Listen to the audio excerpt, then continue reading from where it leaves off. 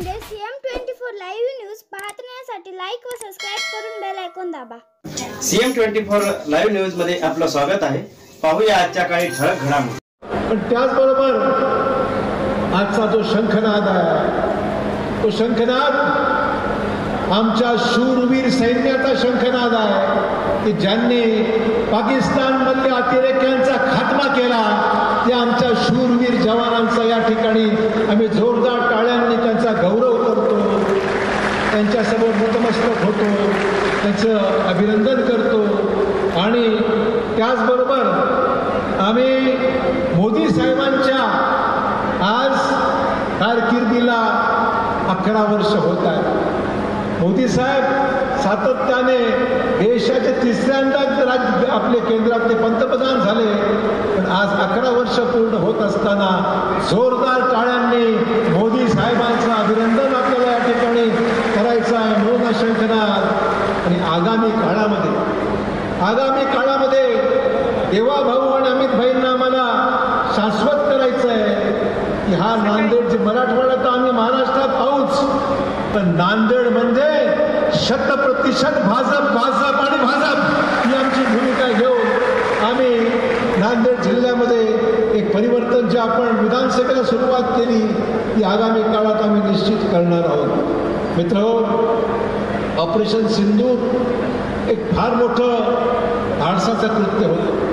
पंतप्रधान मोदींनीच ऑपरेशन सिंदूरला नामकरण दिलं आणि निश्चय केला की दहशतवादाचा बिमोड आम्ही करणार म्हणजे करणार। अमित भाईंचं अभिनंदन करतो की त्यांनी नक्षलवादांचं उच्चाटन करण्याचा निर्णय घेतला आणि धाडसी पाऊल टाकून महाराष्ट्राच्या सीमेलगत महाराष्ट्र आहे, छत्तीसगड आहे, मध्य प्रदेश आहे, ज्या ठिकाणी नक्षलवाद त्या ठिकाणी फोपावला, महाराष्ट्राच्या सीमेवरही फोपावला, त्या ठिकाणी त्याचा बिमोड केला आणि दाखवून दिलं की गांभीर्याने गृहमंत्री कशा पद्धतीने काम करू शकतो हे त्यांनी दाखवून दिलेलं आहे। आणि मित्रहो, अतिशय महत्वाची बाब, पुण्यश्लोक अहिल्याबाई आणि अहिल्यादेवी होळकर यांची 300वी जयंती संपूर्ण देशामध्ये भाजपाच्या वतीने तमाम नागरिकांच्या वतीने जोरदारपणे या ठिकाणी आम्ही त्यांचं सेलिब्रेशन करणार आहोत। त्या ठिकाणी आम्ही अहिल्याबाई देवी होळकरांनी, पुण्यश्लोक अहिल्यादेवी होळकरांनी ज्या पद्धतीने प्रशासन चालवलं, ज्या पद्धतीने त्या काळातही देशाला दिशा दिली, गरिबीला त्या ठिकाणी न्याय द्यायचं, गरिबाला काम त्यांनी केलं आणि प्रशासनाच्या माध्यमातून अतिशय उत्तम निर्णय घेतले, त्याच पद्धतीने देवा भाऊ सुद्धा महाराष्ट्रामध्ये जोरदारपणे त्यांनी कामाला लागलेले आहेत। परवाच त्या ठिकाणी जाऊन अहिल्यादेवी होळकरांच्या समोर नतमस्तक होऊन राज्याच्या कार्यक्रमाची सुरुवात त्यांनी त्या ठिकाणी केलेली आहे।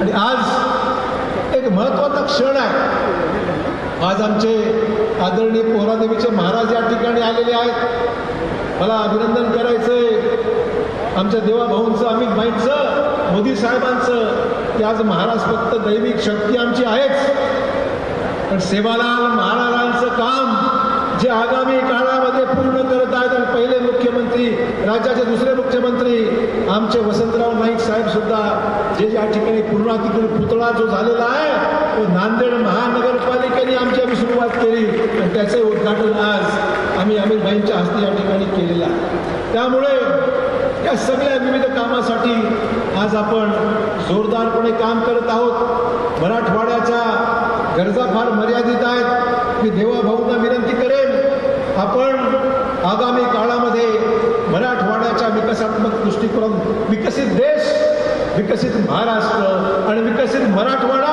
आणि विकसित नांदेड, परभणी, हिंगोली या सगळ्या जिल्ह्यांना आपण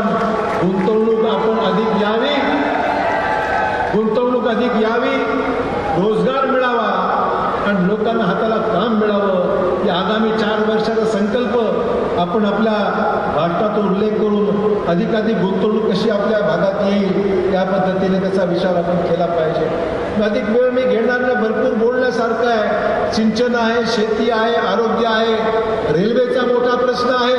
नांदेड, आम्ही फार काही जास्त मागत नाही, नांदेड बिदर नांदेड रेल्वे, नांदेड लातूर आमची बुलेट ट्रेन जर आगामी काळात येऊ शकली तर आम्हाला अन्नच होईल. परंतु हैदराबादकडे जाणारा आमचं जे स्वप्न जर आपण जर पूर्ण केलं, हैदराबाद आणि मुंबईचा आमचा द्रुतगती मार्ग जो आमचा आहे, त्या द्रुतगती मार्गाला गती मिळाली तर मराठवाड्याला भरपूर काही दिल्यासारखं होईल. त्यांना आम्ही वेगळं घेऊन निवेदन देणार आहोत आणि या सगळ्या कामाला निश्चितच आपण मोठ्या प्रमाणावर त्याला सगळ्या पद्धतीने कशी गती मिळेल. देवाभाऊंनी रोडमॅप आखलेला आहे. तो रोडमॅप विकासाचा रोडमॅप महाराष्ट्राचा आहेच, पण महाराष्ट्रातल्या अविकसित भागाला न्याय देण्याचं काम आपलं सरकार, राज्यातलं महायुती सरकार आपण करत आहोत. मला मुद्दाम सांगितलं पाहिजे. आणि मी तन्मने अमित भाईंना आणि देवाभाऊंना, बावनकुळेजींना, रवी चव्हाणांना आश्वासित करतो की नांदेडमध्ये आगामी स्थानिक स्वराज्य संस्थांच्या निवडणुकीमध्ये भाजपा सर्वात मोठा पक्ष म्हणून राहणार आहे. मला मुद्दाम या ठिकाणी सांगायचा. अधिक वेळ मी घेत नाही. मला सांगायला आनंद आहे की आज 26 मेला भारतीय जनता पक्षाच्या आपल्या सरकारच्या माध्यमातून मला सांगायचं आहे की आपली अर्थव्यवस्था, भारताची अर्थव्यवस्था कालच जपानच्या पुढे जाऊन 4थ्या नंबरला भारत आलेला आहे. हे मोदीजींच्या कामाने दाखवून दिलं. आपली अर्थव्यवस्था 4थ्या नंबरला आहे. 5व्या नंबरला आपण होतो, जपान आपल्या पुढे होतं. जपानला मागे टाकून भारत आपल्या 4थ्या क्रमांकावर आपली अर्थव्यवस्था आलेली आहे. थोडक्यात त्याचा विषय यासाठी सांगतोय की मोदीजींचा जो आहे सबका साथ, सबका विकास, सबका विश्वास, ही भूमिका आदरणीय मोदी साहेबांनी प्रत्यक्षात अंमलात आणली आणि देशाची अर्थव्यवस्था आज 5व्याहून 4 नंबरला आली. तर अधिक वेळ मी घेत नाही. अनेकांची भाषणं ऐकायची असल्यामुळे अधिक वेळ न घेता मी गृहमंत्री साहेबांचं, अमित भाईंचं नांदेड जिल्ह्यामध्ये निवडणुकीनंतर पहिल्यांदा आले. देवाभाऊ मुख्यमंत्री झाल्यानंतर पहिल्यांदा आले. खरी जी आखणी केली त्या निवडणुकीचं यशाच्या मागे जी व्यूहरचना कोणी रचली असेल, पंतप्रधान आणि अमित भाईंच्या माध्यमातून ती याचा खऱ्या अर्थाने अंमलबजावणी देवेंद्र देवाभाऊंनी केली. नंतर आमचे बावनकुळेजी रवी चव्हाणांनी लक्ष घातलं आणि संपूर्ण आपल्या महाराष्ट्रामध्ये भाजपमय महाराष्ट्र झालेला आहे. तसंच आगामी काळात आम्ही सुद्धा ही जबाबदारी उचलू आणि यशस्वीरित्या आम्ही भाजपाला आगामी काळात 100% बाजू पडण्याचा प्रयत्न करू, एवढी ग्वाही देतो. जय हिंद, जय महाराष्ट्र, जय भारत.